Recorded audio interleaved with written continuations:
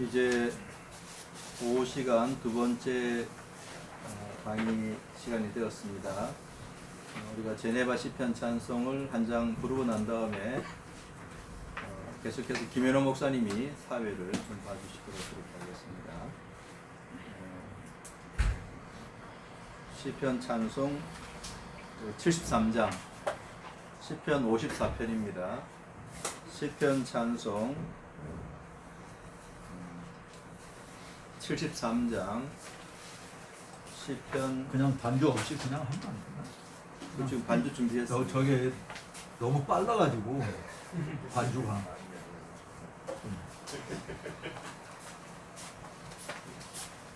예, 그 제네바 시편 찬송 앱에서 나오는 그 반주가 좀 빠르다는 그런 의견이 있었는데 그래서 없이 그냥 또 반주 없이 찬송을 부르도록 하겠습니다. 73장 시편 찬송 54편입니다. 주 이름 나를 구원해 힘으로 변호하옵소서. 주 나의 기도 들으시며 내 말 귀 기울이소서. 나 손잡고 악한 자들 나를 치고 내 생명 찾네. 하나님 그들 앞에 없네. 하나님 두려워 안 하네. 하나님 나를 돕는 자 내 생명 붙들어 주는 자. 주께서 나의 원수에게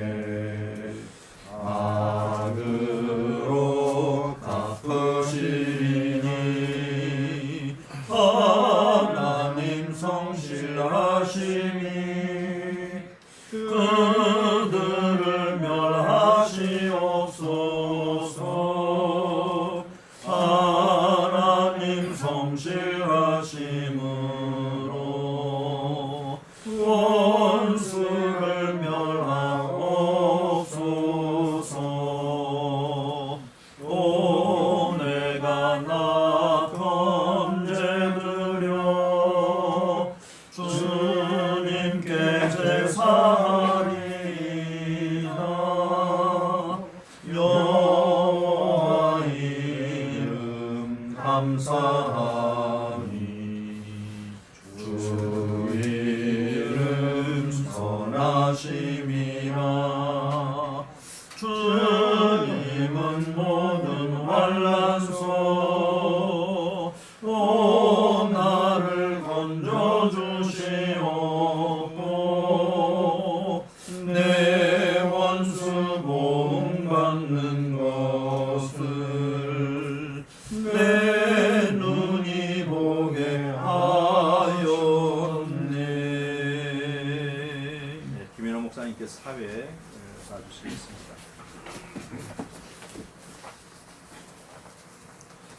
같이 기도하시겠습니다.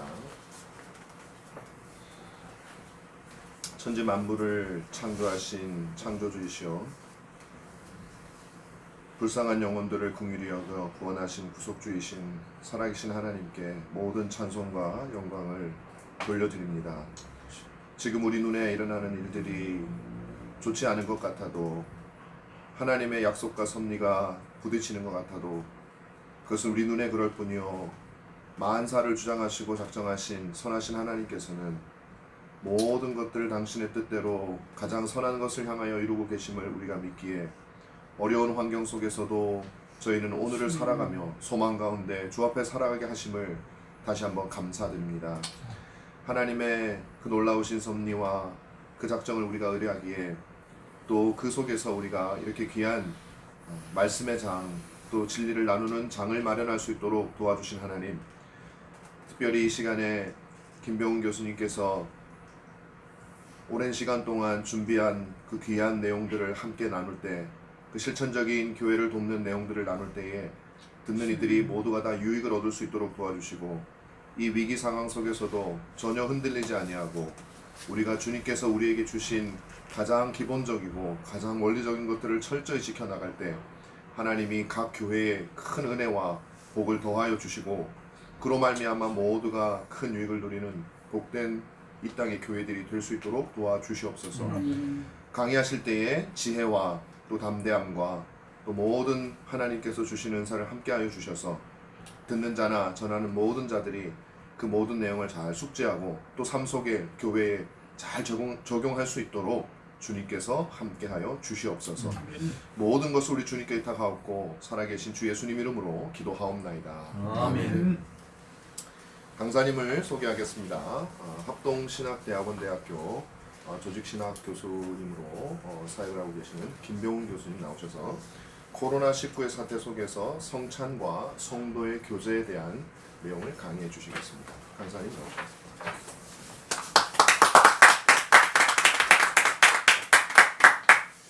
안녕하세요. 이게 유튜브로 이렇게 개우리 설교연구원 28주년 기념을 굉장히 생소한데, 그러나 또 얼마나 서로 래퍼가 형성되고 강에 들는지 모르겠어요. 앞에 이제 서천 목사님이 강의하시는데 너무 잘하시는 거예요. 이거 뭐 여기 한 10,000명이 모인 것처럼 강의하시는데 제가 큰일 났다 싶고, 전체적으로 이제 제가 유튜브 강의 된다고 그래서 또 강의안도 마침 다운로드 받을 수 있다고 말을 듣길래 그러면 같이 잘 읽어보면 되겠구나 라고 편하게 왔는데, 서철원 목사님 강의 원고를 왔다 갔다 하시면서 내용을 다 잡아내시니까 역시 탁월하시다 싶습니다. 저는 이렇게 오늘 받은 과제가 이 코로나 시대의 그 성찬과 성도의 교제는 어떻게 하면 좋을까? 우리가 모이지 못하니까 모여서 하는 일들이잖아요. 성찬이나 성도의 교제라는 것이. 이거 어떻게 하면 좋을까? 이런 이제 과제를 좀 받았습니다. 그래서 이제 실제로 제가 이제 신학교 교수지만 이제 하나님 은혜로 이렇게 작은 이제 몇 분의 분들과 이제 교회를 이제 시작하게 돼서 한 이제 5년 넘어서 6년 차로 넘어가고 있는데, 그런 세월 속에 이제 모여진 교인들과 성찬도 해야 되고 성도의 교제도 해야 되는 이런 이제 결정할 일들이 많은 거죠. 근데 사태가 이러니까 어떻게 결정할까? 또 정부와 교회 관계는 어떻게 가야 될까? 정부의 방침이 어느 정도 따를 것인가? 또 교회의 독립성과 또 이 사회 안에서 교회 위치와 또 이 정부와 교회 관계를 또 바라보는 원리적인 측면에서 우리는 어떻게 해야 될까? 이들도 다 이제 목회적 측면의 결정 사항이고, 사실 학교에만 있었으면 그 고민 안 해도 될 문제들이었어요. 근데 너무 실천적인 것들이 오기 때문에 실제로 이제 고민도 했고요. 마침 그러다 이제 저희 이제 합신 교단 내에서 이제 신학연구위원회 요청이 있었어요. 이제 이런 시대에 어떻게 목회하면 좋은지에 대한 일반적인 구체적인 실천 사항이야 저희들이 나올 수 없는데 신학연구위원회 부탁이 있어서 그럼 정리한 것도 있었습니다. 그때 제가 연구위원회에 소속돼 있어서 같이 이 글을 만들 노력을 했기 때문에 정리해봤는데, 정리해봤지만 만들어놓고 나니까 만들기 이전에 기대했던 것에 훨씬 못 미치고 예상했던 것에 같다 이렇게 싶었어요. 그러니까 별다른 것은 없다 이런 생각이 들었습니다. 특별하지 않다는 거예요. 제가 생각할 때는 코로나19로 인해서 목회가 달라졌냐 할 때 하나도 달라진 거 없다는 게 제 생각이에요. 하나 달라진 게 없고 다만 결론 부분인데 목회자가 바빠질 뿐이다. 이게 제 답은 여기 있습니다. 그래서 코로나19 사태의 목회는 어떻게 할 것이냐 이 질문 앞에는 전에보다 훨씬 바빠지면 된다. 이제 이게 제가 내린 결론입니다. 그러니까 설교가 달라질 수 없는 것이고, 그러면 모이지 못하는 교인들을 한 자리에 모여서 한 번에 말했던 일을 이제 나누어서 찾아가 말하는 빈도수가 많아진 거죠.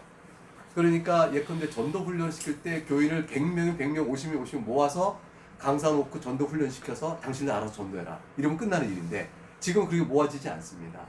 그러니까 뭐냐면 전도 훈련을 하는 것도 개별적인 소그룹별로 할 수밖에 없어요. 4명이고 5명이고 다 나눠서, 그래서 100명이 한 번 했던 이 과정을 5명씩 20번 하면 되는 거예요. 5명씩 20번. 그러니까 그 일을 다 누가 하겠어요? 목회자가 바빠져야 되는 것이죠. 그러니까 코로나19 사태에 많은 목사님들이 좀 여유가 생겼다는 혹시 그분이 생겼다면 이건 시대에서 잘못 읽은 거라는 거죠. 잘못 읽은 거라고 저는 생각해요. 이제 학교에 있을 때 저는 뭐 직접 만난 분 아니지만 우리 교수님들이 모여서 식사하고 얘기하다가 목회 어렵대요 요즘에. 맞죠, 어려워요. 이런 얘기 나누다가 한 분이 그러셨어요. 우리 동문 목사님을 만났는데 요즘 어떻게 지내요? 그랬더니 목사님 요즘 할 일이 없어서 교수님 할 일이 없어서 뭐 교인들도 없고 만나지도 못하고 그러니까 너무 할 일이 없어서 요즘 어떻게 하나 하고 있어요. 전도도 안 되고 만날 수도 없고 등등등 얘기할 때 버럭 화를 좀 내셨다. 죄송하지만 제자니까 당신 지금 굉장히 바쁠 때인데 왜 이러냐. 사실은 오히려 바쁠 때거든요.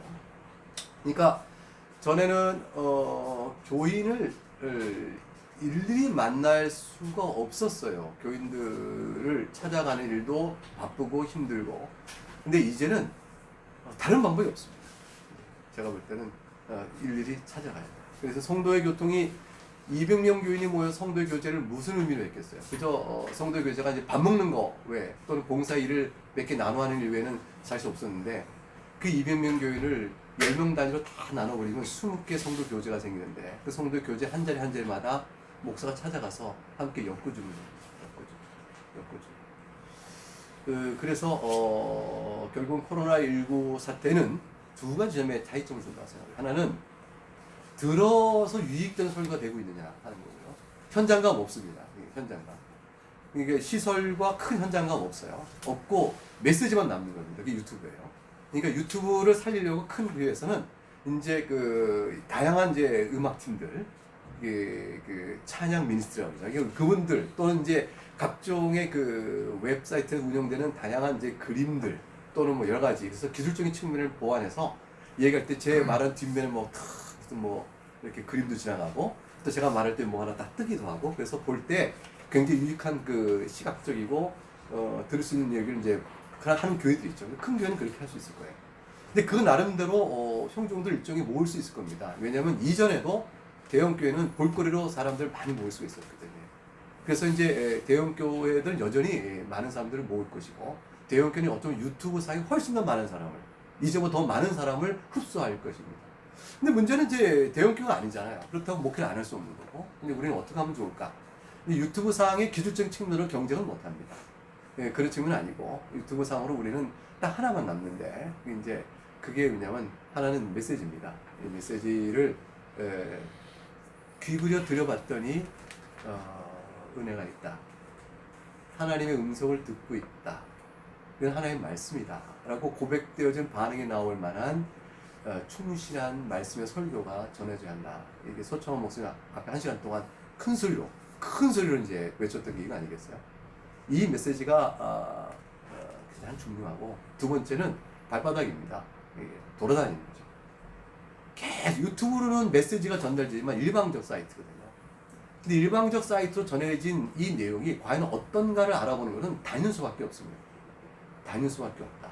그러니까 신방이라는 게 결국 설교의 내용을 어떻게 듣고 그들이 이해하고 또 말씀을 받고 있는 걸 확인하러 가는 거니까 그리고 도와주러 기도하는 거니까 부지런한 신방밖에 없습니다. 유튜브로 전한 말씀이 내 청중에게 내 회중에게 어떻게 말씀을 들려주고 있는가를 찾아가 확인하는데 그 찾아가 확인하는 것은 다중의 모임이 전혀 필요 없죠. 불편하죠. 그러니까 할 수 있으면 1대1 찾아가는 것이요. 신방이죠. 개인신방. 아니면 소그룹 모임을 놓고 찾아가는 것이죠. 그건 뭐 얼마든지 할 수 있는 일이에요. 이거는 뭐 정부가 방해할 수 있는 일이 아니고 교회 내 소그룹 모임을 하지 말라 하던데 교회 내 소그룹의 형태가 아니고 얼마든지 개인적인 접촉을 할 수가 있습니다. 이거는 뭐 우리가 지금 여기도 몇 분이 앉아 계시거든요. 이 정도 모임을 얼마든지 할 수 있는 거고 마스크로 잘 하고 방역만 지키면 절대 위험성이 없습니다. 교회 안에 퍼지는 모든 확진의 문제는 방역 지침에 대한 부실함이죠. 마스크 쓰지 않고 그 다음에 침을 튀겨가며 찬양을 하거나 기도하거나 식사할 교제 이런 것들인데 그것들만 이제 차단되어지면 제가 볼 때는 절대로 두려워할 모임은 아니다. 그래서 이제 사실은 목사님들이 설교 준비를 통하여 충실한 메시지를 효과적으로 전할 수 있도록 고민하며 나아가는 일에 전력하고 그 다음에 더 많은 시간을 부지런히 다니셔야 할 것이다. 그러면 제가 볼 때는 코로나19를 극복할 수 있다 이렇게 생각을 합니다. 이제 그런 정도의 내용이 사실은 그간의 이 문제에 관해서 신앙연구위원회를 통해서라든가 저 자신이 이제 목회하고 있는 상황과 관련해서 가졌던 그냥 아주 간략하고 심플한 그런 결론입니다. 여기서 이제 변형과 또 상황에 따른 는 있겠죠. 제가 코로나19 이전에는 교수하면서 목회를 하는데 부담이 좀 상당히 상대적으로 적었어요. 지금에 비해서. 왜냐면 둘 다 할 수 있겠다 이렇게 생각을 했어요. 뭐 교인들이 찾아오니까 주일날 제가 이걸 끌 수 있을까요?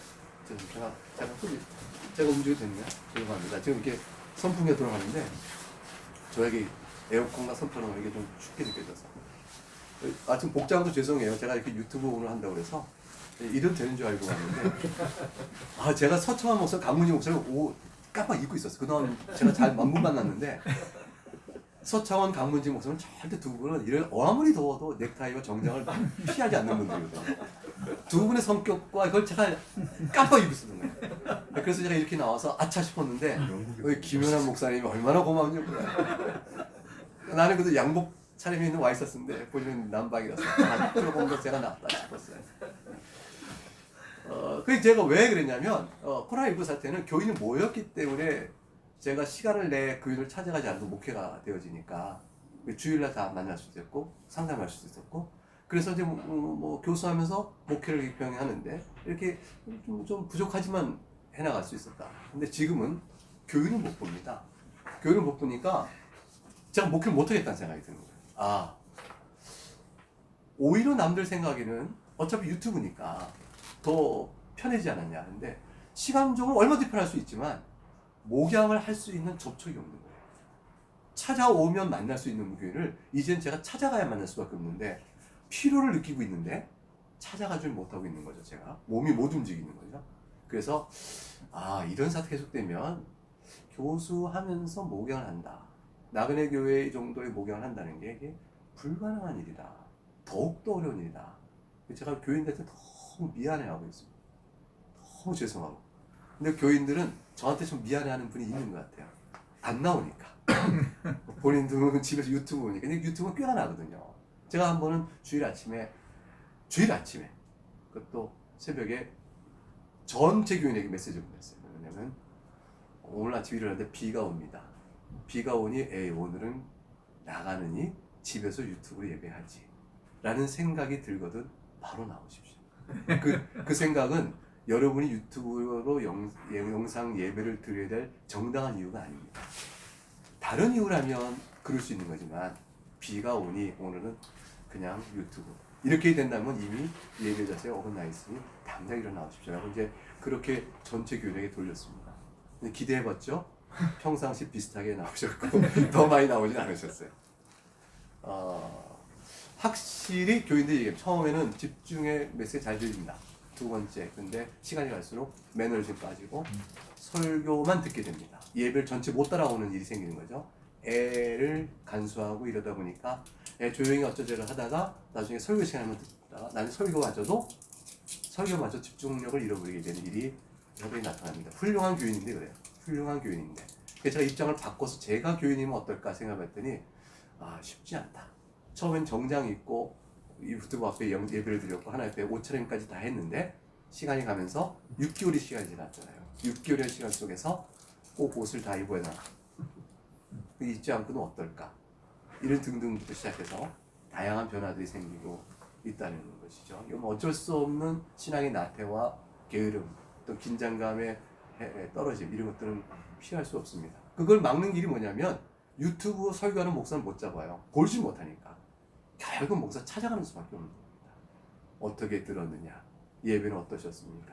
기도는 어떻습니까? 영적 생활 어떻습니까? 하고 찾아가 만나준 수밖에 없습니다. 찾아가 만난 일은 공간적 시간적으로 제한되어 있으니까 그 교인들 다 못 만나잖아요. 그러니까 찾아가는 길이 또 하나가 있는 게 줌이죠. 아니면 다른 방법이죠. 온라인상으로 찾아가는 길이 또 한 가지가 있는 거죠. 그래서 온라인상으로 찾아간다면 목사에게는 엄청난 시간적 세이브가 되는 거예요. 직접 만날 교인들 아니면 나머지는 온라인상으로 끊임없이 찾아가는 일이죠. 하루에 10명, 20명을 옛날 대신방 할 때 앉아 30분이면 일어나 버리는 신방처럼 되는 거를 사실 줌으로는요 1시간 이상을 그분과 개인적 대화를 나누면서 얼마든지 할 수가 있습니다. 매일 갈 수가 있고 그래서 필요 사항을 따라가면 줌으로 인한 일종의 온라인 신방은 온라인 일방적 설계에 비해서 후속적으로 따라와야 돼 아주 중요한 목회적인 포인트라. 이 부분에 게으를 수가 없고 시간이 굉장히 쪼갰을 수밖에 없습니다. 왜냐하면 교인들도 가능한 시간들이 있으니까요. 그 다음에 나머지 맞춤형 성경 공부가 가능하잖아요. 이게 뭐냐면 그전에는 목사님이 한 번에 한 타임으로 성경 공부해야 되니까 교인들의 수준별 또는 상황별 맞춰서 성경을 다 못 열었는데 이제는 얼마든지 할 수 있는 거죠. 월, 화, 수, 목, 금, 토 새벽반마다 분야 맞춤형으로 다 다른 거예요. 수준 다르고 그리고 밤마다 다르고 1시간씩 한다면 밤에 2개씩 할 수 있어요. 그러면 30개를 15개 강의를 할 수가 있는 겁니다. 그러니까 새벽 30분짜리 하나 밤에 30분 1시간짜리 2개 이렇게 하면 어떻게 됩니까? 벌써 3강의가 되어지고 6일 하면 18개 5일 하면 15개가 되어지죠. 사실은 시간을 낮에까지 친다면 더욱더 많은 가능한 방법은 생깁니다. 그래서 사실은 온라인이 활성화되는 상황은 목사에게는 설교에 대한 집중과 그 다음에 끊임없는 다면적 접촉의 기회를 열어줬다. 더 넓혀줬다. 그 다음에 필요한 사람은 개인적으로 이렇게 부지런히 찾아가서 만나야 한다. 그러니 목사가 무지무지 바빠진 거죠. 무지무지 바빠졌는데 제가 볼 때는 오히려 확실성은 더 늘어날 수도 있다. 그냥 공간에 모였을 때 교인들에게 이렇게 인사했을 때보다 그리고 문제 있는 사람을 신방받을 때보다 지금은 오히려 온라인 접촉적으로 이렇게 하다 보면 대면 접촉이 아니라 온라인 접촉이지만 일대하게 자주 쪼개서 만나다 보면 교인에 대한 상태에 대한 확실성은 더 분명해질 수 있다. 그래서 목회가 느슨해지지 않고 목회가 교인들에게 짱짱하게 이루어져가는 경험도 할 수 있고 그것은 오히려 큰 교회보다도 작은 교회가 유리하다는 거죠. 그러면 메시지가 믿을만하고 하늘의 음성을 들을 만한 좋은 목사님에게서 그와 같은 목양을 받고 있는 교회라면 그러면 그 교회는 코로나 때문에 위기에 처할 리가 없죠. 단언컨대 헌금도 줄어들지 않을 겁니다. 헌금이 줄어든 이유는 뭐 그냥 온라인한 예배요 모이지 않으니까 줄어든다는 건 있어요. 왜냐하면 주일 헌금 자체를 5,000원, 10,000원씩 하던 분들이 그 온라인으로 5,000원 이렇게 챙겨서 못 넣고 그러기도 할 수 있으니까. 그런데 나그네 교회에 비춰보면요 거의 헌금이 안 줍니다. 저희는 거의 헌금이 같아요. 그래서 제가 깜짝 놀랐어요. 교인들 헌금을 해주는 거예요. 주일날 5,000원이든 10,000원이든 또는 1,000원 헌금도 아이들도 합니다. 이거 한 번도 말하자는데 이거 왜 될까? 그때 이제 예배를 드리고 주일날 예배하고 있다는 거죠. 온라인으로 가정에서 예배하고 있으니까 부모가 아이한테 가르치고 그래서 이제 온라인 헌금이 현재까지는 잘 이루기 6개월밖에 안 됐으니까. 근데 6개월밖에 안 되는 상황 속에 헌금의 위축은 어디서 오느냐? 결국 교인들이 결국은 이게 마음에 거리가 멀어지게 되는 거죠. 실질적으로 영상 보고 예배하는데 오늘은 다른 교회 영상은 어떨까? 라고 마음이 휙 움직여지거나 그러지 않도록 목양의 초점이 목사님 말씀하실 쫙 묶여서 연결되어지면 그러면은 주 앞에 드리는 복음사회 헌금이 줄어들 리가 없다. 그리고 이제 또 하나는 교인들에게 꼭 설명을 해야 합니다. 온라인 안에서. 그러니까 지금 이 내용과 조금 다른 얘기인데 이게 나오다 보니까 이게 참 문제네요. 유튜브 계속 제가 이렇게 주제보다 또 딴 얘기를 하는지 그러나 좀 자꾸 말이 나오는데 생각이 자꾸 나고 이게 뭐냐면 꼭 설명을 해야 합니다. 재정의 쓰임새를 잘 보고를 해야 합니다. 그러면 현장에서 재정 보고 있을 때보다 더 잘 들어요. 온라인으로 보니까 자료가 바로바로 PPT로 떠서 화면 전체 들어오게 되니까 정확하게 파악이 다 됩니다. 자료를 뭐 PF로 나눌 수 있지만 헌금의 수입과 지출된 세목을 잘 설명하여 교회라는 것은 항상 고정비가 크거든요. 그래서 온라인으로 모이든 모이지 않든 교회 자체가 존속되는 고정비적 지출이 전체 수입의 85%될 수가 있습니다. 그럼 나머지 10%, 15% 가지고 어떤 일이 있으면 쓰고 어떻게 쓰게 되는 게 있잖아요. 그 상황에 대한 자정적 구조를 정확하게 보여줌으로 인해서 교인들이 우리 교회가 온라인으로 지금 예배를 드리고 있는 상황이라 할지라도 교회 자체로는 여전히 헌금적 규모가 왜 필요하느냐. 이게 대한 동의가 이루어지고 또 그래서 그 고정비의 지출의 부분에 목회자 사례비가 있지만 그 외에 예배당 유지비 모이지 않는 예배당이 없어지는 거 아니니까. 그 다음에 끊임없는 많은 후원비 있잖아요. 대외적인 후원, 선교사라든가 교회 사역기관에 대한 나는 후원비가 주둘 수 없, 전 주두면 안 되겠구나. 우리 교회가 직접적으로 하는 존속을 위한 복음사역 외에 우리 교회 재정적 지원을 통해서 각 기관들이 전국과 전 세계에 움직이고 있다는 걸 생각해 보면 이게 복음사역을 후원한다는 의미의 확장적 개념이 들으니까 아 이거는 줄일 수 없구나. 그러면 결국 교회 85%가 고정비인데 15% 융통이라는 것은 다양한 게 또 있잖아요. 그 주일학교 아이들에게 계속적인 교육 자료가 우편으로 가기도 하고 또 이렇게 여러 가지 영상 작용하고 작성하고 등등 여러 가지 일이 있으니까 헌금의 필요성에 대한 인식이 되어져. 그러면은 제가 볼 때는 교인들이 이해를 하고 있다. 그래서 실질적으로 주일 헌금뿐 아니라 뭐 11조라든가 다른 여러 형태의 헌금도 줄지 않고 이어갈 수 있다고 저는 생각합니다. 예, 그러면 이제 인사를 나누면서 몇 가지 얘기를 나누다 보니까 제가 정한 시간에 보여줘 30분, 20분이라고 지금 이런 얘기를 썼습니다. 영상을 듣고 있는 분들에게 죄송합니다. 강의를 듣고자 했는데 왜 여러 얘기 했느냐. 아까 서창 목사님도 여러 얘기 하시는 거예요. 죄송합니다. 이제 페이퍼를 보는데 페이퍼를 아마 여러분 오늘 이 시간 끝나면 다시 이제 잘 읽지 않으실 거예요. 그래서 필요한 내용들 제가 찾아가면서 읽어드림으로 강의를 진행하는 게 더 도움될 수 있을 것 같아요. 이제 몇 가지 보도록 하겠습니다. 코로나19 사태의 첫 번째 1쪽에 목회 상황이 변할지라도 목회 원리는 본질은 전혀 다르지 않습니다. 이거 굉장히 중요한 결정입니다. 그래서 어떻게 하냐 그러면 본래 우리가 해야 될 목회의 본질과 내용들을 꼭 정확하게 잡아야 한다. 이 사실이 이제 첫 쪽에 있는 것이고요. 이쪽에 넘어가게 되면 코로나19 사태가 목회에 미치는 영향에 대한 평가를 한번 해봤습니다. 부정적 평가와 긍정적 평가가 있어요. 항상 나쁜 것만이 아니라 좋은 점도 있습니다.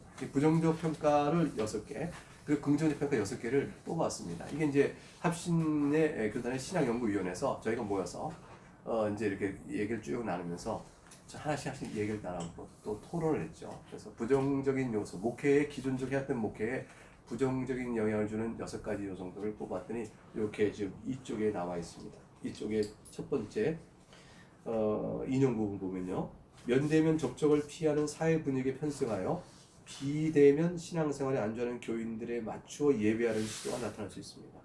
현장 예배의 본질과 중요성이 훼손될 수 있다는 게 첫 번째 부정적입니다. 두 번째는 대인관계를 기피하는 사회 현상에 따라 개인 전도가 위축되고 또 해외 선교도 위축될 수 있다. 이제 아픈 얘기. 세 번째는 상담과 신방의 내용에 따라 대면이 필요한 경우인데도 편의적으로 비대면 방식으로 해결하려고 해서 성도를 직접적 인격적 교제보다는 그걸 회피해가는 경향성이 있을 수 있다. 이거는 편의적인 방식이 될 수 있겠다.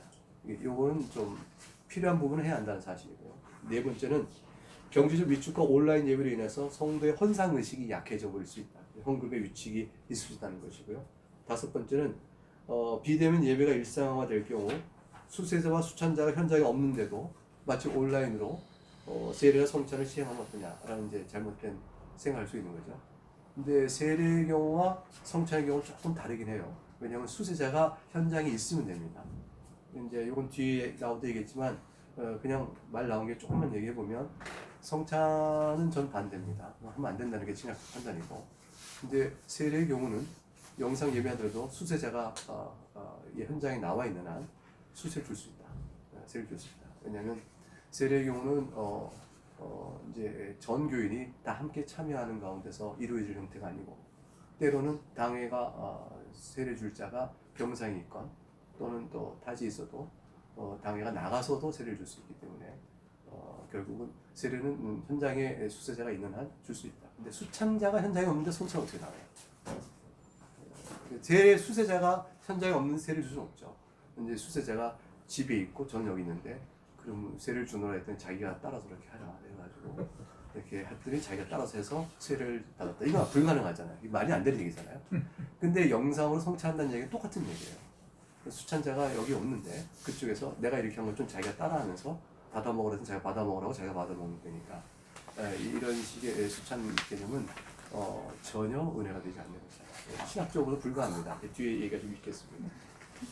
굉장히 긍정적인 면이 있어요. 6가지가 있는데 첫째는 뭐냐면 코로나19 사태를 계기로 그동안 당연히 여겼던 공예배와 주일 성수가 얼마나 소중한지 깨닫는 거죠. 이거는 영상 예배 드렸다가 현장 예배 나와본 사람 이구동성하는 거예요. 영상으로 예배하다가 이제 저희가 조금 안정됐을 때 처음엔 조편성에서 1조, 2조, 3조로 나눠서 나오게 했습니다.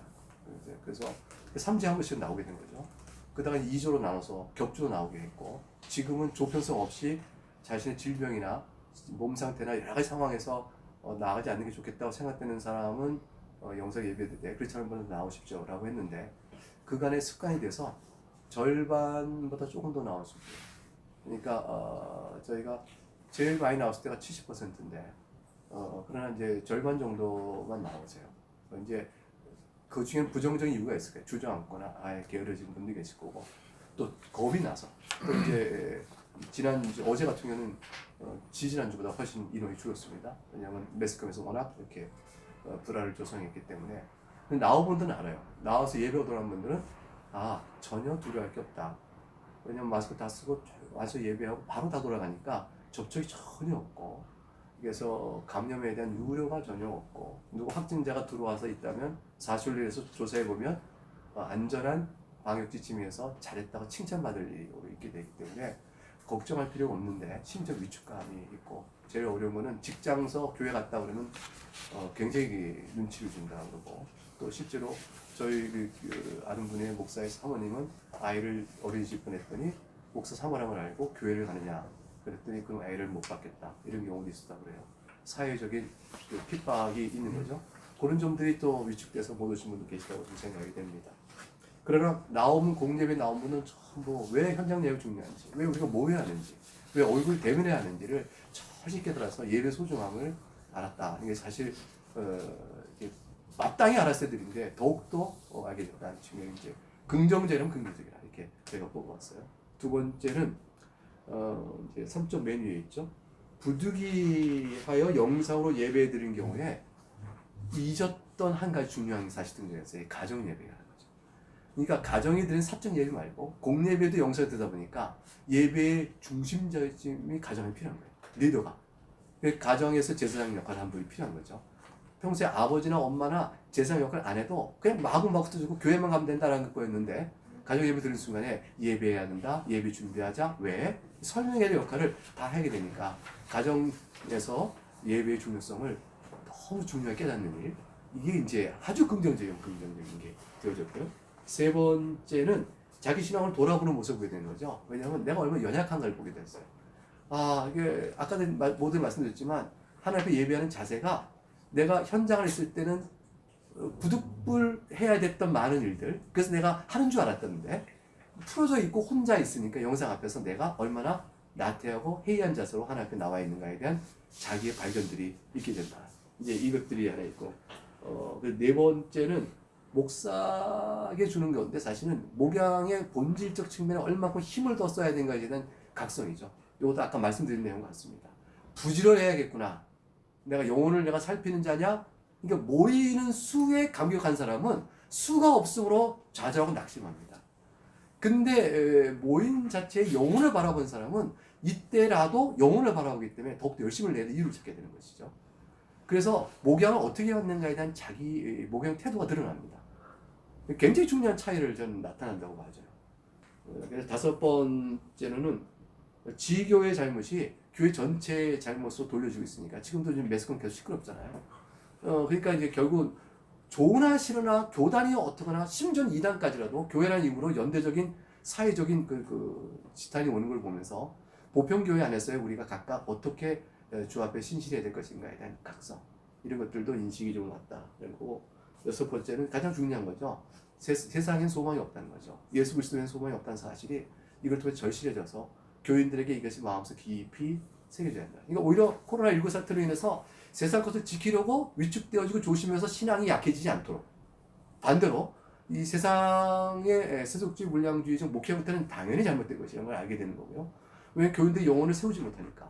근데 세워진 교인들은 각각이 내가 더 이상 무엇을 위해 살 것인가, 이 사태를 깨달아서 신앙의 중심으로 돌아올 수 있도록 이끌어오는 효과가 있도록 되어지는 것은 정말 하나님이 우리가 코로나19로 해서 주는 남은 자 찾듯이 자기 백성 참으로 찾아내듯이 그러면서 좀 중요한 계기가 되었다 이렇게 볼 수 있을 거라고 생각합니다. 그러니까 교회도 마찬가지겠죠. 개개인의 교회가 아니라 개개인 목사들도 마찬가지고 또 교회도 크든 작든 상관없이 이 시대에 더 많은 고민들을 해야 한다. 근데 이제 흥미로운 것은요, 대형 교회는 물량의 규모도 있지만 고민을 더 많이 합니다.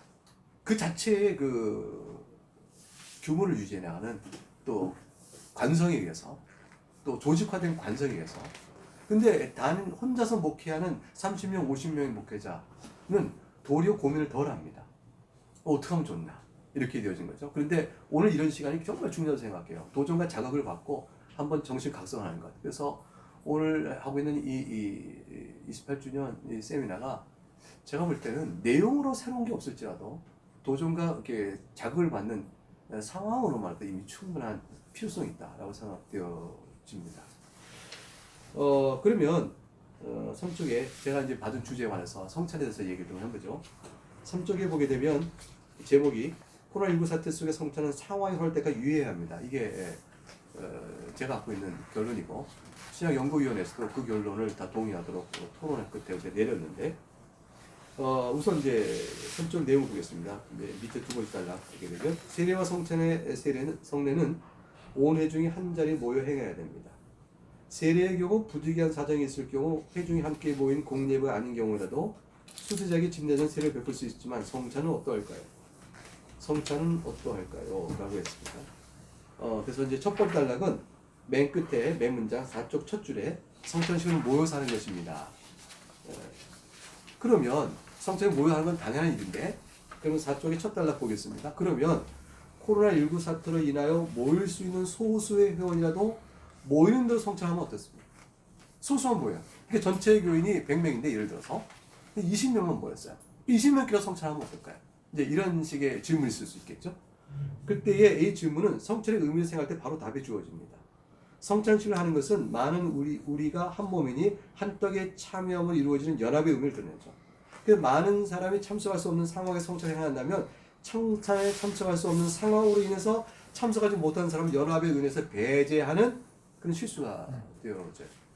그래서 성찬의 의미에 오히려 역행하는 문제가 생기게 되거든요. 기회가 모두에게 주어져야 되는 것이죠. 그러면 이제 여태껏 한 공간에 한 시간에 같은 시간에 성찬을 모여서 했었는데 그러면 성찬의 은혜를 받지 못한 사람도 계속 있어야 하는가? 우리가 코로나19 사태로 성찬을 못한다면 그러면 어떠한가?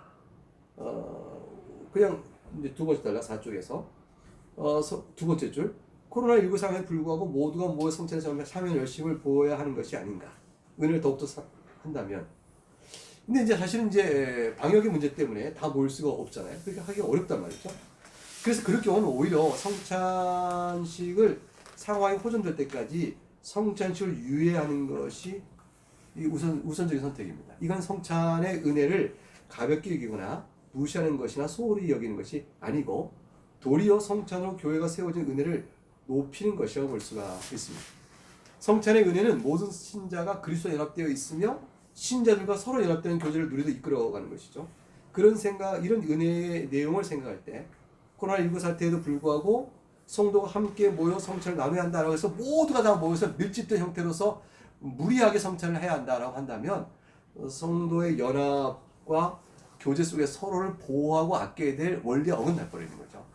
그래서 그는 좋은 방법이 아닙니다. 그건 합당한 일이 아니라 볼 수 있어요. 그래서 오히려 이럴 때서 더 많이 모여야 된다 해서 사회적 거리두기 무시하고 또 우리가 큰 소 찬양해야 한다 서 마스크 벗고 또 통성기도 가서 주의를 구하자 해서 하는 모든 일들이 일면 보게 되면 열심히 있는 것 같지만 열심은 있지만 지혜로운 것은 아니고 지혜롭지 못한 것은 자신이 주장하고 원했던 신앙적 원리에 모순되는 행동을 하게 된 거죠. 서로 사랑하며 서로 위하여 해야 될 어떤 그런 일들에 대한 실제적 충돌이 벌어지는 거죠. 왜냐면 뭐 거기서 확진자 나오고 다 감염되고 그러면 교회 전체가 아무런 덕이 되지 못하게 되고 사회적으로 덕이 될 뿐 아니라 교인들 시험에 들게 하는 것이죠. 그럼 뭐 틀림없어요. 그렇게 돼서 되어지면 교인들 실족합니다. 실족합니다. 예컨대 지금 벌써 임의적으로 목사님이 상황에 대한 지혜로움이 없이 만 이렇게 주장했다면 교인들은 참여하지 않으면서 떨어져 나갑니다. 왜냐하면 판단을 하거든요. 아 이거는 옳지 않다라는 판단을 해요. 그러니까 신학적 원리와 신앙의 실제 속에 원리적인 일치가 될 수 있도록 실제적인 선택들을 좀 해나가야 된다고 생각합니다. 성찬의 은혜를 못 나눠도 우리는 말씀의 교훈을 통해서 좋은 설교를 통해서 은혜를 받을 수가 있고 또 찬송과 기도와 성경 읽기와 묵상 그다음에 경건 생활을 통해서도 성찬의 은혜에 받지 성찬의 은혜를 우리가 누리지 못한 그 결핍을 또 보충하고 보존하고 해나갈 방법은 있는 겁니다. 그래서 무리한 성찬을 억지로 할 것은 아니다라고 생각합니다. 그럼 소수의 교인들이 교차적으로 모이면 어떠냐? 이제 이런 것이죠. 아니면 이제 교인 전체가 100명이 다 모이지 못하지만 20명 단위로 5번에 걸쳐 성찬하면 어떠냐? 그거는 생각해 볼 수 있다고 생각해요. 왜냐하면 모든 교인들이 다 공포하는 것이죠. 성찬이 있겠으나 우리가 함께 일조와 모여 성찬을 합니다. 그러나 나머지는 마음으로 같이 합니다. 그러나 다음번에는 이종합니다. 그래서 번갈아 성찬에 참여하는 형태로 전체가 성찬에 참여를 심령적으로 할 수 있도록 한다면 기회는 다 주어진 거기 때문에 그것은 아예 한 번에 소수만 하는 것은 마땅치 않지만 생각해 볼 필요는 있겠다. 그러나 굳이 그렇게까지 소수해야 되겠는가? 이건 상황 긴박성에 따라 달라진다고 생각합니다. 상황 긴박성 때문에 중국에 있는 한 목사님이 중국에서 큰 교회를 이제 많이 이제 목회하신 분이에요. 지도자예요. 이제 연락이 왔어요. 와서 질문을 했죠. 이렇게 이메일로 연락이 와서 중국인들 성찬식은 굉장히 중요시 여긴대요. 우리가 생각보다 훨씬 더 중요시 여긴다. 그 이유가 무엇인지 모르겠지만 제가 볼 때 미신적 신앙이 작용하고 있을 거라고 생각해요. 그래서 성찬을 매주 하되 한 달만 안 해도 우리는 굉장히 불안하다 이런 얘기를 해요. 그래서 이 코로나 때문에 못하는데 어떻게 하면 좋으냐. 그래서 온라인으로 성찬을 하겠다라고 연락이 왔어요. 그래서 저는 답을 줬어요. 불가합니다.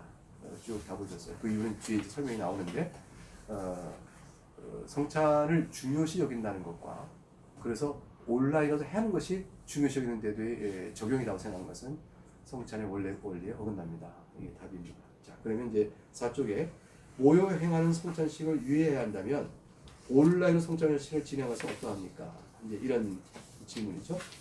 이런 질문에 대해서는 밑에서 넷째 줄, 4쪽의 밑에 넷째 줄이 초점인데 주일에 모이는 공적 예배를 온라인이라도 허용한다고 해서 제한적이지만 성찬식도 허용되는 것이라 생각하는 오해입니다. 주일의 공적 예배도 공간과 시간을 갖춰야 한 자리에 모이는 것이 마땅한데 특수 상황이기 때문에 제한적으로 허용하고 있는 것이죠. 근데 5쪽 맨 위에 왜 이 제한적 허용이 공적 예배 때 가능하냐?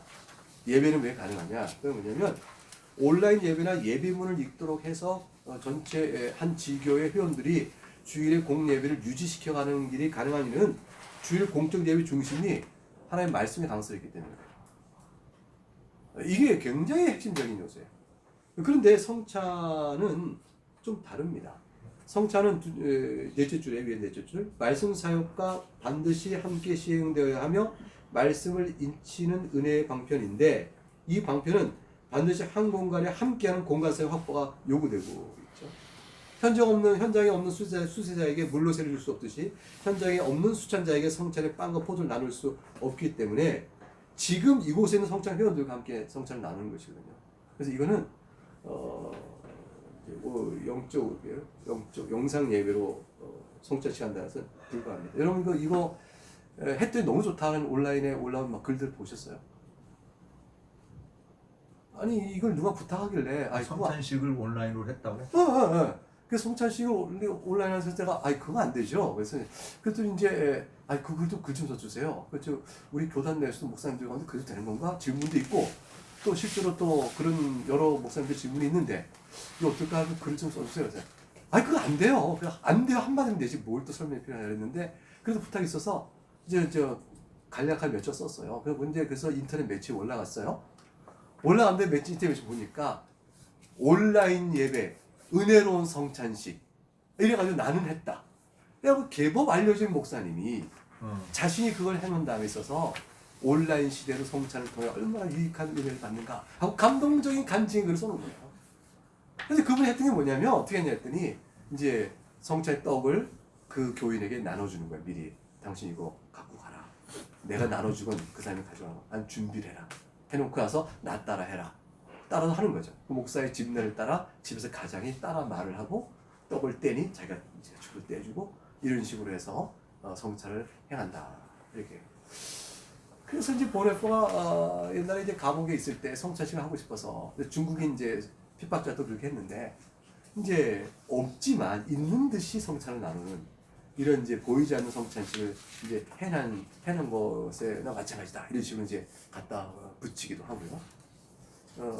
그래요. 근데 그 내용에 대한 찬반이 이제 나온 거죠. 그래서 결국은 제가 이게 조그맣게 한 글을 써놓은 걸 가지고 결국 이제 인터넷 어느 신문은 찬반의 두 가지 견해하고 대조해서 한 기사를 시키기도 했어요.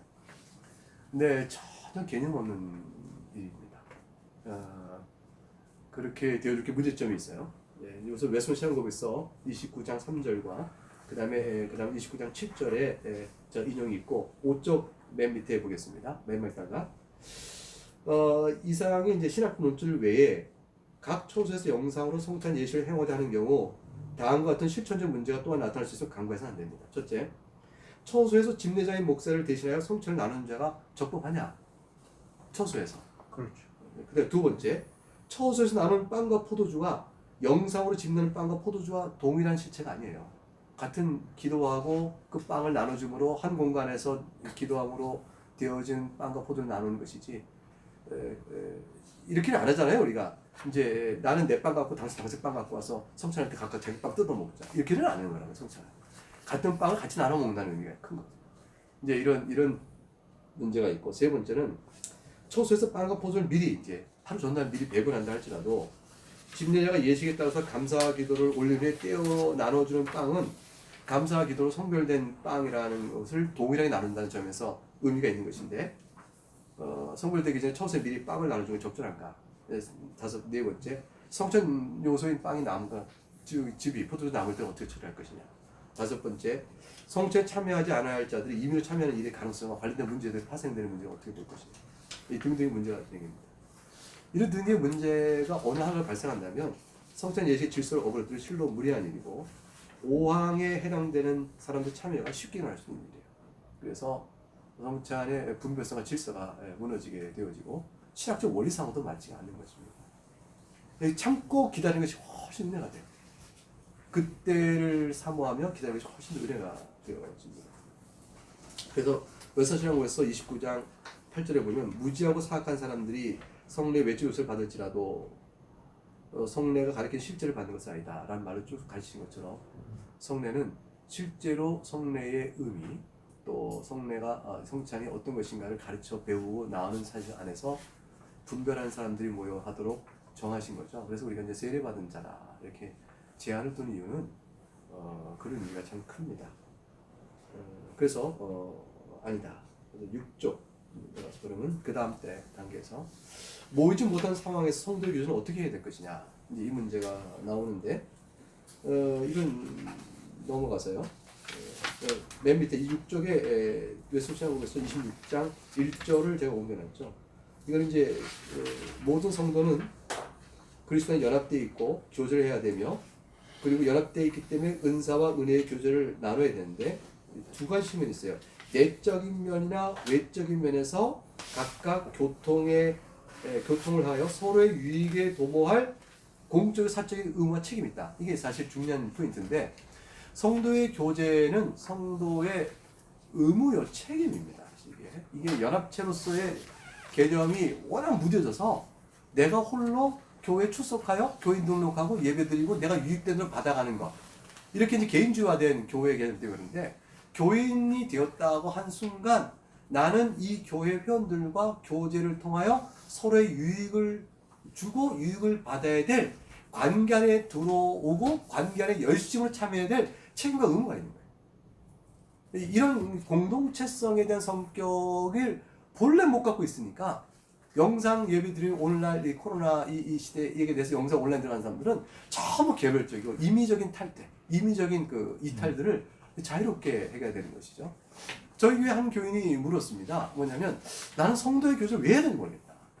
난 솔직히 교회에 나와서 예배드리는 게 너무 좋은데 예배드리는 건 너무 좋은데 성도의 교제를 해야 되는데 난 너무 부담스럽다. 왜 하는지 모르겠고 난 유익이 못 됐고 지금까지 신앙 속에 피곤하게만 했다.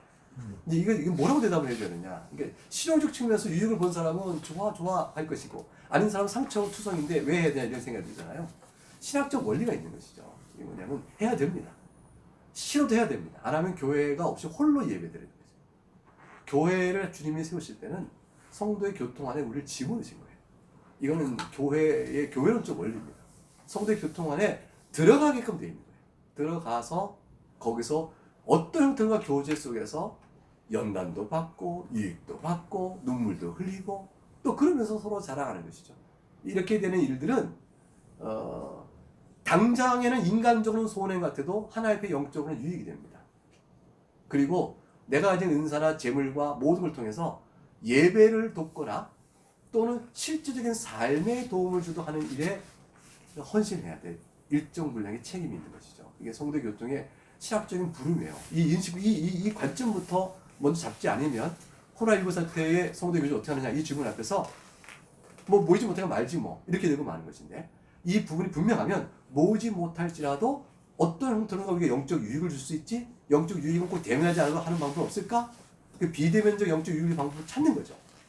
그걸 찾아야 되고 그 다음에 두 번째는 실제 만날 수 있는 기회를 어떻게든지 가능한 방법을 찾아내야 되는 것이고요. 예, 그리고 또 실제적으로 도움을 줘야 돼. 물질과 기도의 도움을 주는 사람들 많이 있어요. 이제 그것들을 찾아서 실제 행하는 일. 이런 일들은 해야 되죠. 그러니까 코로나19 사태가 되면 신방할 일이 더 많아지는 거죠. 따지고 보면.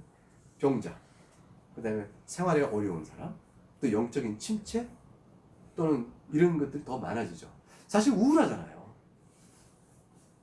사실 지금 확실히 사회적 분위기가 우울하고 저희들 마음속에 눌려오는 이 눌림이 있거든요. 이 코로나19 사태로 온 모든 사태는 수혜가 너무 나니까 우울하잖아요. 이런 상황에서 그리스도가 소망된 빛을 갖고 견뎌나가는 건데 견뎌나가려면 성도와 함께 나가는 이 교통이 우리의 참 큰 힘이 되어집니다. 목사가 성도로부터 위로를 받을 때 얼마나 목회에 힘이 납니까?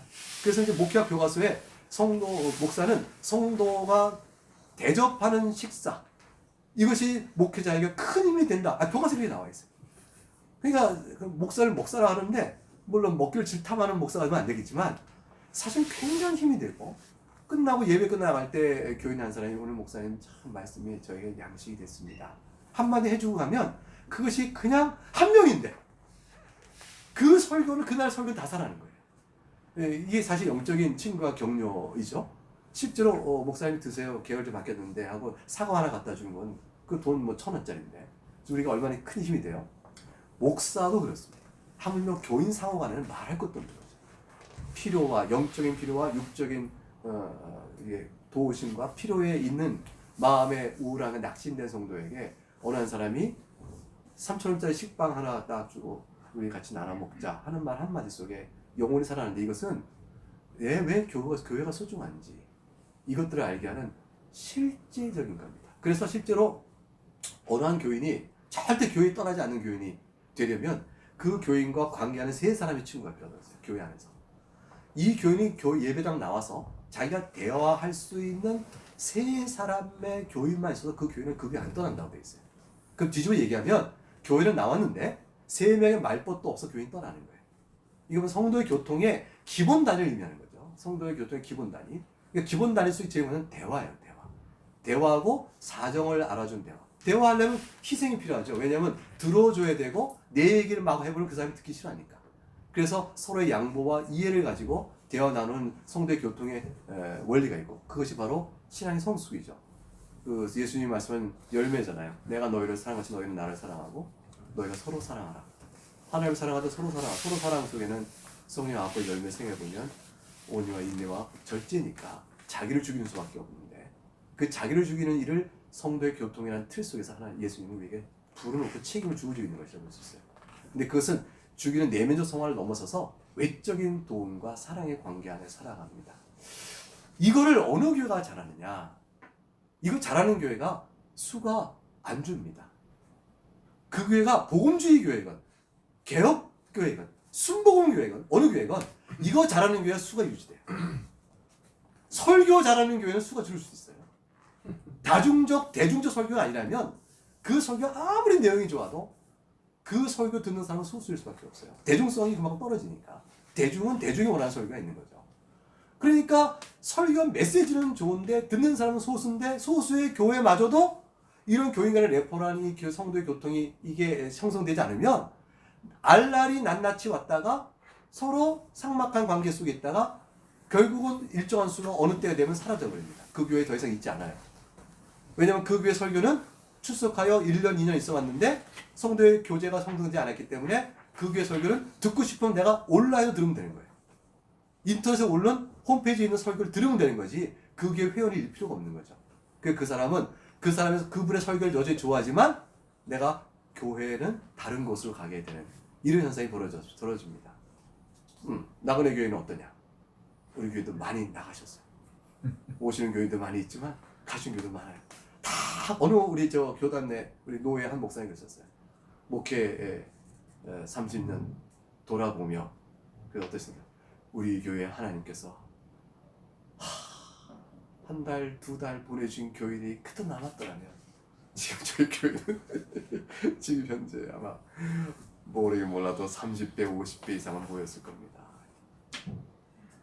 뭐 그것이 뭐 지금 말하는 것이 전부 이유는 아니겠죠. 다 여러 가지 이유가 있는 거죠. 사람은 뭐 복잡합니다. 그러니까 여러 가지 이유인데, 근데 그런 부분을 우리가 좀 잘 봐야겠다.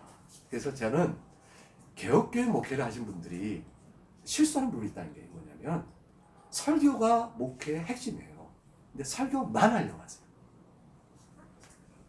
그러니까 발바닥 목회가 없는 겁니다. 교인 간의 상호적 관계, 인격적 교제와 알랄이 보는 것에 대한 이 신방과 상담과 관계 형성을 통해 교인들을 돌보는 목양이죠. 그게 패스토럴 케어인데 패스토럴 케어 없는 프리칭? 거기에 개혁교회 전부 있냐? 생각을 하고 있다는 거예요. 근데 실제 리포먼드 처치, 개혁교회 안에서 목회학을 보세요. 개혁교회의 목회학은 철저히 설교의 비중만큼 신방의 자리가 있어요. 신방을 가야 영혼의 실태를 보거든요. 설교는 다중이니까 다중을 향하여 일방적으로 이해하는 것이기 때문에 신방 없으면 개개인에 있는 영혼 상태를 모릅니다. 그래서 신방이라는 게 뭐겠어요? 다 개인적 인격적 관계인데. 그러니까 성도의 교제도 신방도 성도의 교제 일종이죠. 한편이죠. 그러니까 목사와 성도의 교제가 있는 것이고 그렇게 성도와 성도끼리 묶어주는 것이고 거기서 영적인 친교와 육적 친교가 있을 수 있도록 배려하여 돕는 일이죠. 이때의 원리는 뭐냐면 고압적, 경험적 선생의 자세가 아니라 낮고 같은 수준에서의 높임에 대한 겸손함이 핵심입니다. 그래서 사랑이 성도의 교통의 원리가 되는 것은 사랑은 겸손하기 때문에 그래요. 이 부분의 형성이 말씀하면서 계속 다스려지고 자기 인격의 변화, 성격의 변화까지 이루어지는 일이 정말 중요하다. 그래서 발바닥 목회가 없는 설교 중심적 목회는 제가 볼 때는 참 목양의 기대 결과를 얻기가 어려울 것이다. 그리고 뭐 개혁교회 목회도 아니다는 거죠. 개혁교회 목회는 설교의 핵심이지만 다 아니 뭐 우리가 조지 슈필드 얘기해봐요. 그분은 순회 선교사 같은 분이에요. 한 지역 내 한 영혼을 10년, 20년 보고 살아야 될 분이 아니었어요. 그래서 어떤 의미에서 보면 운명적 설교로 10,000명을 움직이고 1,000명을 움직이는 것보다 사실 맡겨진 영혼을 돌보는 한 지역 내의 목회자 훨씬 어렵습니다. 능력 있는 설교자는 은사를 할 수 있지만 이제 지교의 작은 사람을 목회하는 사람은 은사만으로는 못합니다. 거기는 신앙적 성숙과 사랑을 해야 돼요. 이 사랑이라는 게 얼마나 어려워요. 그렇기 때문에 결국 개혁교회 목회도 예수 그리스도의 복음을 전한다고 생각했을 때 사랑 외에 다른 것이 아니에요. 제가 이정교회, 화평교회 담임을 할 때입니다. 그 다음에 가서 이제 화평교회 담임을 하는데 장로님들이 이제 처음 모든 목사니까 저하고 이제 레포를 형성해야 되고 서로 얘기를 나누게 되잖아요. 근데 가만히 보니까 김정은 목사가 혼통 보니까 설교 중심적 목회를 한단 말이에요. 근데 그 설교도 딱딱하고 어렵단 말이죠. 왜냐면 원래 목사님 설교는 정말 부드러우시거든요. 근데 저는 이제 갑자기 이제 소설로 복음을 전하던 설교가 갑자기 조직신학 설교로 설교가 온 거죠. 그러니까 이제 설교의 색깔과 형식이 완전히 달라져 버린 거죠. 근데 교인들이 적응하는데 얼마나 어렵겠어요. 그래서 어느 교인은 저한테 편지를 보냈는데 광야에서 비 내리를 기다리는 심정처럼 내 마음은 부서진 채로 오늘도 예배 끝나 갔습니다. 제가 얼마나 충격이 된 거예요. 아니 내 설교가 그런 설교 아닌데 은혜 받은 교인도 많은데 왜 이랬을까? 근데 그 교회는 들리지 않는 설교였어요. 왜 그러냐면 제가 쓰는 말이 문장이 길었고요. 복문이었고요. 그 다음에 단어가 어려웠어요. 그래서 저희 그 교회의 초등학교 교사였던 그 권사님이 저희 그러셨어요. 목사님 설교는 참 좋아요. 그 글로 읽는다면 너무 좋겠어요. 근데 소리로 듣잖아요. 목사님 쓰는 단어 하나가 생각하기 어려운 개념이에요. 근데 그 개념으로 문장을 엮으셨어요. 근데 문장을 복문으로 엮으셨어요. 그러니 소리는 듣고 지나가는데 한숨에 그 다음 문장을 따라갈 수가 없어요. 그러니 놓쳤다, 꽝이다. 그리고 끝나버리는 교인 다수를 보셔야죠. 그걸 제가 고쳐야 되는데 아직도 못 고치고 있습니다. 이건 교만, 저희 집사람 저한테 당신은 너무너무 교만하다고 그래요. 당신은 교만하여 못 고치는 것이다. 원인은 교만에 있지 당신 영혼을 사랑하지 않는다는 거예요. 그러니까 당신이 신학이 맞으면 뭐하며 교리가 맞으면 뭐하냐, 성경을 잘 주의하면 뭐하냐, 들리는 설교를 못하고 있는데 이제 이 부분을 얘기했어요. 어쨌든 제가 설교 열심히 했어요. 열심히 냈습니다. 열심히 했는데 장로님 한 분이 식사하자고 그랬어요. 수석 장로 같이 제일 말을 생겼죠. 조용히 얘기하셨어요. 목사님은 목회에서 제일 중요한 분이 뭐라고 생각하십니까? 설교죠. 그렇게 대할 줄 알았습니다. 근데 제가 볼 때는 목사님, 제가 볼 때는 신방입니다. 그래서 장로님, 내 속으로 이 장로님이 날 신방으로 막 돌아다니게 만들고 설교제도 못하게 하는구나. 그건 뭐 아니지 이렇게 생각을 했어요. 제가 미련하고 어리석었던 거죠. 근데 그분이 이런 얘기했습니다. 목사님 말 떠나신다고 생각하십시다. 그리고 10년 뒤에 목사님을 기억하는 성도가 있다면 그분이 뭘 기억할까요? 1. 설교. 2. 아니면 목사님 찾아와 준 신방. 100이면 90 이상은 목사님 그때 한번 와주셨지 이걸 기억합니다. 목사님 그때 내가 이런 상황이었는데 그때 한번 찾아와 주셨어. 그때 한번 손 한번 잡아주셨어. 그거 하나로 그 사람은 평생 당신은 담임 목사라고 살아갈 겁니다. 그래도 제가 그렇게 기도 안 들었어요. 근데 제가 지금 돌이켜보니까 목회 얼마 안 되는 쭉 상황 속에서 담임 목회로는 사실이고 지금 생각하니까 그게 답이다 싶어요. 그러니까 좋은 설교로 교인들의 귀에 들려주되 그 설교로 살찌우고 관계를 형성하며 찾아가는 발바닥 목회가 없으면 그런 어림도 없다. 그럼 코로나19 때 교회는요 흩어져 버려요. 근데 그게 있다면 코로나19 때 교인들이 안 흩어져요. 영상으로 만나는 목사님이 보고 싶어지면서 현장에 나오셨으면 나오려고 할 거라고. 근데 지금 뭐냐, 목회 본전 똑같으니까 좋은 설교를 알아듣게 하기에 힘써야 될 것이고 그 알아듣게 하는 일에 대한 핵심은 뭐냐면 오직 예수입니다. 예수 복음을 전하는 일에 설교 초점이 다 모아져야 돼. 그리고 알아듣게 되고 그 다음에 두 번째는 그 설교 듣는 내 회중에게 찾아가 만져주고 손 한번 잡아주는 이 일이 있어야 합니다. 제가 최덕수 목사님 현상교회 이제 내일 이제 각각 강의하시잖아요. 이 얘기를 나눴어요. 나눌 때 이분이 자기 간증 하나 얘기하더라고요. 자기 교회에 있는 어느 성도를 한 성도가 지금 떠났는데 사정상 다른 데 갔는지 근데 그때 기억하는 게 있대요. 그게 뭐냐면 버스 운전사였는데 최덕수 목사님이 그 버스 운전사의 그 버스를 타고 한 번 돌아오는 노선을 다 타고 했대요. 2시간이 걸렸대요. 근데 그분이 교회를 떠나게 될 때 목사님 목사님 감사합니다. 그때 제가 돌아간 노선을 따라 당신이 사모님과 함께 그 노선을 따라 다 같이 있어주면서 있었던 일을 저는 못 잊습니다. 사랑을 느낀 거죠. 최 목사님은 그냥 탄 거잖아요. 그리고 교인이 어떻게 근데 딱 한 가지 그냥 탔겠어요? 우리 교인이 버스 기사인데 이분이 종점에서 종쪽으로 돌아오는 길이 어떤 길인지 어떤 노선인지 한번 체험한 거죠. 보고 위하여 기도할 바가 어떤지 어디가 위험한지 생각하고 그분을 기도하고 싶은 마음이 있었던 거겠죠. 못 잊는 거예요. 딱 한 번인데 성도의 교제라는 것이 그런 기회를 줍니다. 권사님 제가 권사님 준 떡을 제가 못 잊어요. 권사님 그때 우리 애 아플 때 기도해 좀 못 잊어요. 이게 있어서 성도의 교통이 있는 거거든요. 그러면은 됩니다. 그럼 코로나19는 그것이 불가능할까요? 주일날 다 안 모이니까 불가능할까요? 성도의 교제는 모이는 예배 속에는 이루어지지 않아요. 모이는 예배 속에는 하나됨의 영적 교제가 이루어지는 것이죠. 근데 나머지는 흩어져 사는 거잖아요. 원래가 흩어져 하는 것이니까 코로나19는 흩어져 하는 성도의 교통에는 아무런 지장이 없습니다. 더욱더 열심을 내면 됩니다. 목사가 바빠지면 되는 겁니다. 자, 맨 마지막 나가는 글 그것만 읽겠습니다. 붙죠. 아까 소창한 목소리도 나가는 글만 읽었습니다. 본받아서 자, 붙죠. 나가는 말. 제목을 보세요. 제목. 지금은 낙심의 때가 아니라 수고할 때입니다. 아멘. 코로나19 사태 속에서 지금까지 나눈 것 같은 성도의 교제가 원활히 이루어지려면 목회자의 수고에 따라 성패가 결정됩니다. 이건 제가 내린 결론이에요. 어떤 이들은 현장에서 대면하여 예배와 교육을 실행할 수 없는 이때야말로 제자 훈련 양육한 일반 교인의 리더십이 돋보였다고 말합니다. 그리고 지금에서라도 리더를 양성하고 개별 신자들로 하여금 스스로 신앙생활을 유지해 나갈 기본적인 신앙의 힘을 갖도록 해야 한다는 원론적인 주장을 합니다. 주장 자체는 옳은 말씀입니다. 그러나 이 모든 일이 가능하게 전제되는 것은 목회자 자신이 발로 뛰는 눈물과 땀의 수고입니다. 밤낮 쉬지 않고 눈물로 각산을 훈계하던 바울의 수고 같은 목회자의 수고가 코로나19 사태 속에서의 목회는 어떻게 하는가에 대한 결정적인 답이 됩니다. 즉 교인교육과 신방이 힘을 다하는 목회자의 수고가 없다면 성도의 교회는 활성화되는데 어려움을 겪을 것이며 목회의 열매도 풍성하게 되기는 어려울 것입니다. 그 어느 때보다도 목회자의 수고가 절실한 때이지만 수고의 결실이 두드러기 드러날 때이기도 합니다. 이 역설이에요. 교인들은 코로나19 사태로 인하여 공동체 예배와 교제가 얼마나 소중한지 깨닫고 있기도 하기 때문입니다. 지금은 낙심의 때가 아니라 수고할 때입니다. 보다 정확하게 말하면 우리 주 예수 그리스도께서 일하실 때입니다. 그리고 기억하십시다.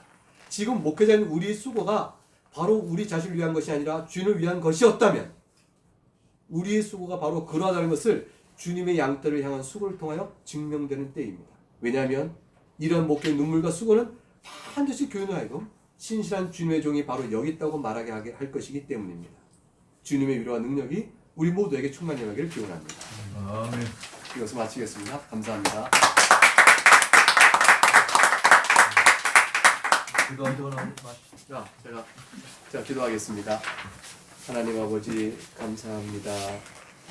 코로나19 사태로 인해서 목회가 어수선해지고 우리 마음에 안타까움과 슬픔이 있습니다. 대면해야 될 많은 성도를 보지 못하고 또 말씀을 잘 준비할 전에도 듣는 이들이 어떻게 듣는지 반응과 또 그들 형편을 살기도 어렵고 우리 마음이 힘이 듭니다. 성찬도 나누지 못하며 성도의 교제도 엉성해져가는 이때쯤에 다시 한번 이 문제를 생각하고 마음을 모아봅니다. 부족한 생각과 부족한 경험과 부족한 신학으로 이러이러한 판단들을 한번 나누어 보았는데 하나님 우리 사이에 또 중요한 깨달음과 도움이 있기를 원합니다. 하나님께서 선히 사용하여 주시옵소서. 예수 그리스도 이름으로 기도하옵나이다. 아멘. 감사합니다. 예, 감사합니다. 그 코로나 시대에 또 성찬 그리고 성도의 교제 아주 중요한 것을 어떻게 참 해야 할 것인가 강의를 들으면서 많은 것들을 생각해 보게 되었습니다. 대단히 유익한 그런 강의였습니다. 강의를 해주신 교수님께 감사를 드립니다. 예, 이제 그 저녁 식사 후에 7시 30분에 저녁 집회가 있습니다. 7시 30분에 그때 황보환 교수님께서 설교를 해 주실 것입니다. 예, 쉬었다가 저녁 식사 잘 하시고 7시 반에 다시 뵙도록 하겠습니다. 이상입니다. 밥 먹으러 내려가야 되는데.